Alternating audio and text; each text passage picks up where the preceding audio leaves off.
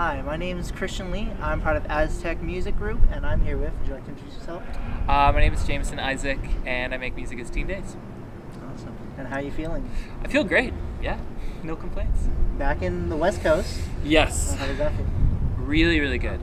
I am always really inspired being in California in general. I love Bay Area. I love Southern California. I love it all. All right. And speaking a little bit about California too, mainly San Diego. Uh-huh. He's probably tired of this question, but I usually ask this for everyone I've asked that aren't from California, and mainly San Diego. And it's have you ever had a California burrito before? Yeah, I would. I mean, maybe run down the specific. When you say a California burrito, tell me specifically what that means. So usually a California burrito consists of, I think, some carne asada meat, cheese, and then like what sets it apart from like other burritos, like they put fries in it. Oh, then no, I haven't. Really? Yeah. So my sort of my association is like, I think of like a California BLT is like throwing avocado on it. Oh yeah. So there's usually avocado too. Yeah. Okay. Yeah. No, but that sounds amazing. I mean, I've still got 2 more days in California. I'll get on it. I mean, it's mainly better to get in San Diego, but Los Angeles has some good ones too. Well, yeah, and I got time after the show. Maybe I can find one. That's awesome. Okay. And so right now you're at UCSD performing at the Loft. Yeah. And how does it feel to be back performing in San Diego? Great. Yeah, I've always had really, really lovely shows here.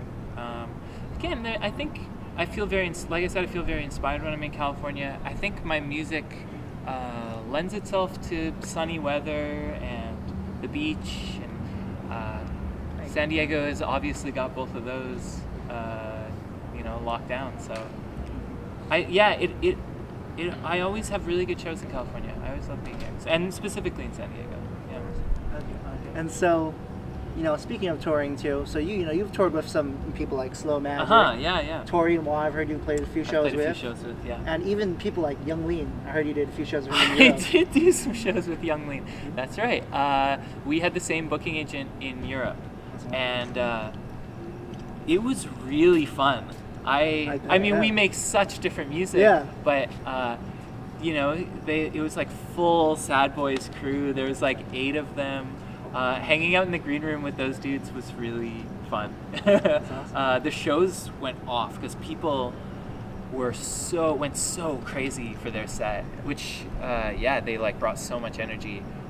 It was really fun to share a bill with them. I feel like my sets were always like that energy carried over, and I played a way more like upbeat, sort of like danceable set those nights. Yeah. And so I know that you've toured with like numerous people and many others too, but I was wondering if you ever picked up anything from like seeing them live or just being on the road. Oh, definitely. I think one of the ones that really stands out for that is last year at the end of 2017. I got a chance to open just a small like 7 run of shows with Chris Baio. He plays bass in Vampire Weekend, so it was his solo project. And there was one thing he took myself and my wife at the very last show.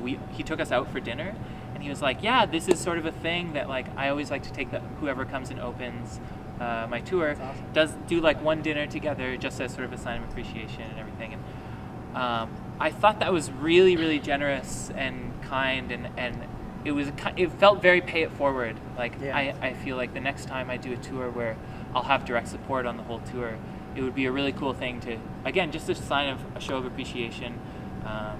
But I mean, I'm always watching and seeing what the other artists I'm touring with are doing, and because everyone has a different way of doing it, and different ways of trying to stay healthy on the road, different ways of doing performances, and I'm always taking notes. Yeah, and I think you've said before, like in interview too, touring is all fun. When you're after you're done with a show, you get kind of like a high, Yeah. But then on the road and everything, you feel kind of like bummed out in a way. Yeah, it can be a very. It's funny. It can be a very roller coaster. In that the highs of performing a really good show for a lot of people can be really, really amazing and super fun, but it can be very monotonous, and the time spent in between those shows can be very just slow, and lots of time spent in a car or in a van, and yeah, you know, like I'm really a homebody at heart, so it's difficult to be away from family, difficult to be away from friends from home, but you find a balance between those things, and you know, make it work. So we talked a little bit about your live performance and your touring, but let's go talk about like your actual music for a little bit. Sure. And so I think you blew up a little while ago, and I think the blogs really helped pick up the music there. For sure. And I was wondering, like, do you think you have stuck with like continually making music under Teen Daze if, like, say another project of yours, like Two Bicycles or Little Chords, blew up instead? Or do you think you would focus more time on those other projects? It's tough to say. I have always, you know, every side project or every sort of iteration that I've had, it's still me at the end of the day, you know what I mean? So it's difficult to say no to something that's being successful. Yeah. It's great to have security in whatever that is. And I always also find that I like having a main project to be able to sort of feel that security that, okay, you know, like, I know that if I go out on tour, then that'll be, that there are options to do that through that project, or if I release a record, there'll be an audience for it. But I always love having something that I can work on that has less of the pressures that come along with having a project that has an audience with expectations. And it's a little bit like when I was in school, music was always the sort of procrastination or like the side project that I had, where homework was the thing that was my main focus, you know, like I gotta get good grades and like graduate and all this sort of stuff. But I always was finding myself doing music as like a passion project. I think that's it. I always, even if Teen Daze is the thing that is gonna, you know, help pay the bills, I always love having a passion project on the side that I can sink my time into to sort of help clear my mind, so that when I do come back to doing Teen Daze, it's exciting and new and fun again. Okay, that makes a lot of sense. Yeah. Because I know you've dropped a lot of projects, but you've also dropped a lot of side projects too. Yeah, for sure. Maybe even too many. It might be easier for people to just have one, you know, compact place to find all of it. But I don't know. I grew up listening to electronic music and seeing, you know, Aphex Twin releasing music under like a whole range of pseudonyms. And it just feels very comfortable to me to, like, you know, have something that sounds a little bit different than what people were expecting. Just make a new project, sort of put it out on the side. Yeah. And then who are like some of the inspiration or like the artists that you listen to that helped like inspire you to make like music for Teen Daze? Yeah, this last record was inspired by definitely a lot of this sort of a lot of like UK like melodic techno stuff. So like Fortet, John Hopkins. Actually, really, those two dudes specifically were a really big influence. I started working on the record when I was in a season of running a lot. I wasn't even training for like a 10K or a marathon or anything like that, but I just really gotten into the habit for going on runs. Yeah. And so I was listening to a lot of that type of music while I was running. And I kind of thought to myself, like, I want to make a record that I can go for a run to. And like something that has sort of peaks and valleys, is still very like melodic and easy to listen to, but also has some energy, has some kick to it. So I mean, like I said, John Hopkins and Fortet, those two dudes had a really big influence on the making of this record. And yeah, it changes from album to album. It kind of you know, whatever seems to be in my world, my listening habits as I'm working on the record seems to be the thing that sort of finds itself coming out in the music. Well, speaking of those Englishmen, though, I actually have a gift for you. You have a gift for me? Yeah. And it's actually another Englishman, and I think some of your past albums, I think you could relate to him. And it is a Brian Eno record, Ambient. Wow! Holy smokes! This is incredibly kind of you. You're welcome. And I noticed too, because I think Brian Eno was inspiration for some of your past albums. Absolutely, yeah. He has sort of been a a foundational inspiration for almost all of the records that I've put out. There's been some aspect of Eno's music that has found its way through. Wow, this is amazing. Yeah, just even look at some of the titles. It reminds me of some of your albums. So what's really cool about this record specifically is there's a philosophy that he talks about creating the imaginary landscape, and it's creating music that scores or can conjure up these images of landscapes or of places that honestly don't exist, that are just sort of in our imagination.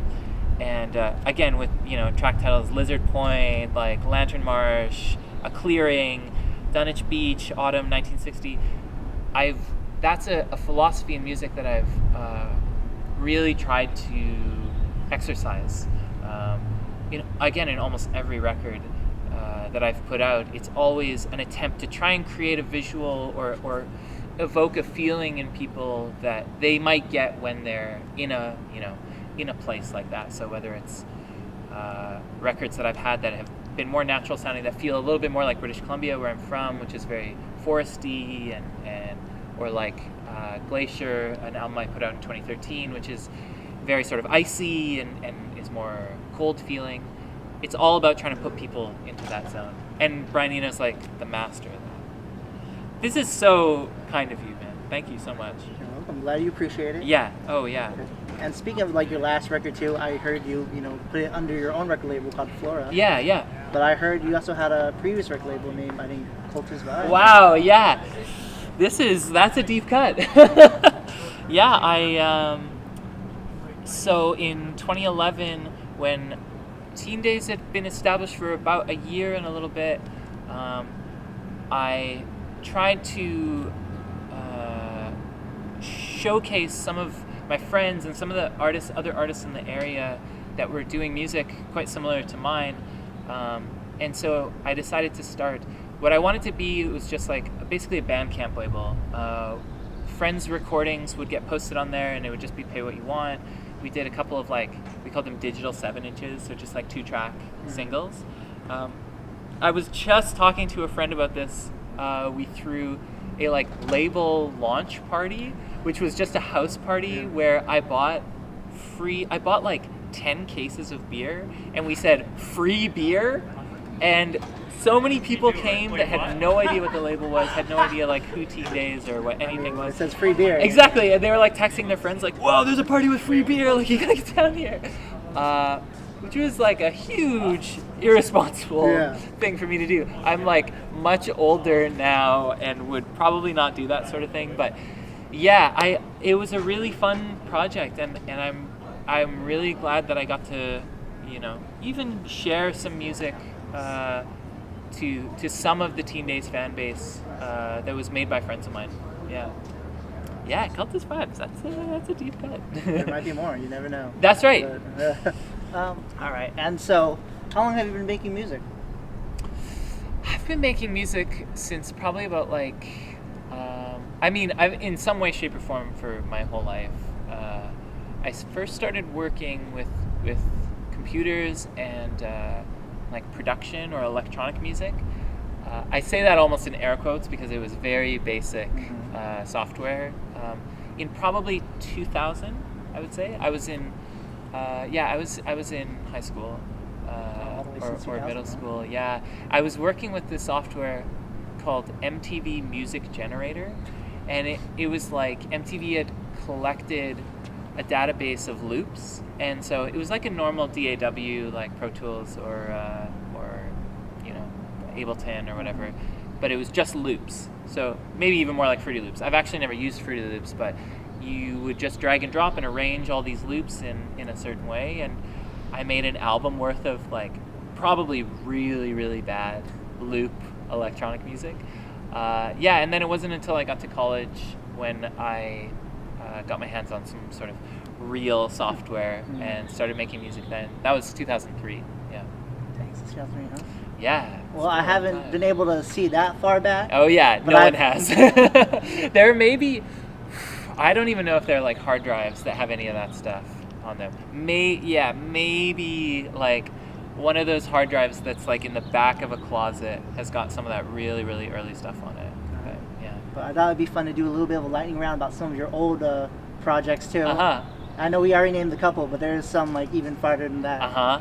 All right, and so let's do the first one. The first one, I think, the Tremulance. The Tremulance.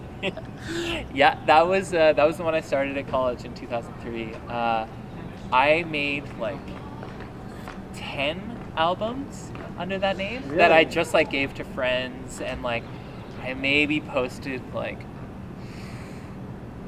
maybe 2 or 3 of them. The very last one that I did as the Tremulance got like a full proper release on CD. Yeah, and that was right before I started doing Teen Daze. So yeah, when it wasn't that long before Teen Daze, I just had this totally other project. But yeah, there's a lot of music in a Tremulance folder somewhere on a hard drive. Yeah. What about this project? Le Automobile de Bonbon. Yeah. How on earth did you... That must have been through the Tremulance page that you found that, because I haven't... Yeah, okay, so that was, if I'm not mistaken, like really, really distorted guitars. It was like kind of like hardcore. Yeah, L'Automobile de Bonbon. And like, I think I made 2 songs under that name and posted them. They were like, yeah, like MIDI drums, so like fake drums, but with like really distorted electric guitar, like breakdowns, like almost like hardcore music, like computer hardcore music. Yeah, that was like a month maybe that I thought it would be funny to like make those tracks. It's a funny name at least. Oh, thank you. Yeah, yeah. All right, and then last one I'm not too sure about, but let's see. The Dance Floor. The Dance Floor. Wow. Yeah, so technically I was not a part of the dance floor, but my roommates were. And I think I did a remix of one of their songs, if I'm not mistaken. Yeah. So I can't say, but one of the members of the dance floor is like a very successful indie artist now. But I won't say who. He probably forgot completely that even exists.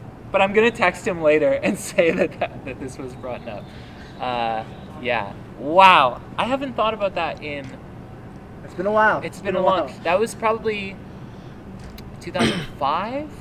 That was in between years at school. I was living in the middle of Canada with friends, and yeah, we were all making music, and yeah, the dance floor. That's a great name.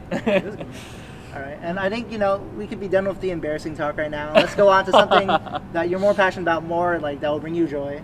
Hey, this has actually brought me a lot of joy thinking about this stuff. Yeah. And so I heard you're a big fan of the NBA. Yes, I am. I was just watching the game before we linked up. Yeah. But I heard, obviously you're from Canada, right? So you're a fan of the Raptors. Of course. But I heard you're a bigger fan of the Mavs. So the Mavs were like my team in high school. Okay. So what? You're just a big Dirk fan? Yeah, I was. So Dirk and Nash, and again, that's sort of the Canadian connection. I think. Yeah. I played hoops all the way up until when I graduated high school, and then it's funny, when I got to college, it felt very sort of like I'm either going to be really into basketball and sort of dedicate all my time to playing basketball, or I'm going to get really into music and sort of dedicate all my time into doing music. And I chose music in that moment, and it took me a really long time to sort of like throughout the sort of late 2000s, I really didn't keep up. I kind of missed the whole like Celtics with Kevin Garnett and Paul Pierce thing. But then within a year of starting to do Teen Daze full time, I just happened to get back into hoops, which is great because I got to catch the Mavs winning. They won that one championship, maybe in like 2011? Yeah. So but when I was in high school, I graduated in 2003, so I was like, man, Dirk, Nash, and Finley, those 3 dudes, they were the best, yeah. Sad they never won together. They never won together. I'm just so glad that Dirk got that one ring.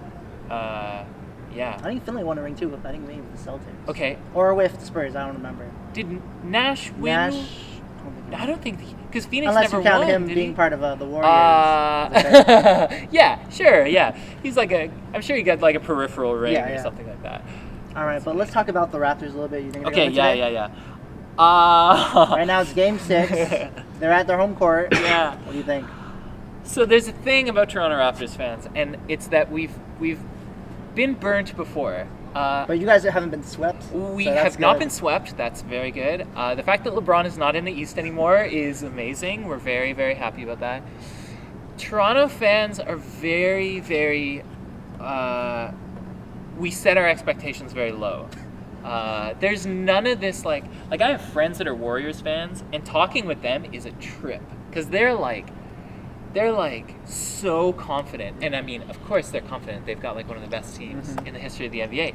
But I almost feel like if I say, yeah, they're gonna win tonight, I'm sure they're gonna do it. It just hurts all that much more if and when they lose. So I will say this: I'm cautiously optimistic. I think they've figured out something with Giannis that other teams haven't. I mean, Kawhi has just like really played amazing defense on him in the last couple of days. But I'm hoping that Drake can just like create an energy in that building that propels all of them to greatness. Oh, if they win and go to the finals, I honestly don't. It was Game 5 the other night. I played in San Francisco, and I was kind of like, I knew the game was on, but I'm on tour, and like I know that like it's work at the end of the day, and this needs to be my focus. So I'm sort of finishing up sound check or something, and one of my friends was doing an opening DJ set, and he came in. He's like, "Dude, I can't believe you're not in the bar downstairs watching. It's like you're up by 2, and there's 30 seconds left." I was like, "What?" Like I had no thought that they would win Game 5. So I was like celebrating by myself, like in this bar. If they win tonight, it would be incredible. I would be over the moon. Yeah. All right. Okay, and like you said, Drake's a prominent member of a the global Raptors, ambassador. Yeah. And I have one last gift for you. Oh man, please let it be something Drake related. It is actually Drake related, and it's actually a cover of Hotline Bling from Sufjan Stevens. And I know you've actually done like a version of Hotline Bling yourself. I did an edit of Hotline Bling. Wow. Thank you so You're much. welcome. I had no idea this existed. That's a Wow. Featuring Gallant. Oh, Yeah. that is super, super cool. Was this like a record store day thing or something? How'd you know? I had a sense. Oh, this is so cool, man. Thank you so much. All right. And, I think we've been doing this for a little while. So I'll have one last question for you. All right, shoot. And it's more of a fun one. And it's, if you were to do a song for karaoke, one that's like not popular, one that you wish was more popular, what would it be? For example, for me, it would be like James Blake, I can't remember. Oh, another one was Dr. Dog's Vampire. Oh, okay, yeah. And so, something, a song similar to that. Okay, let me think. Trying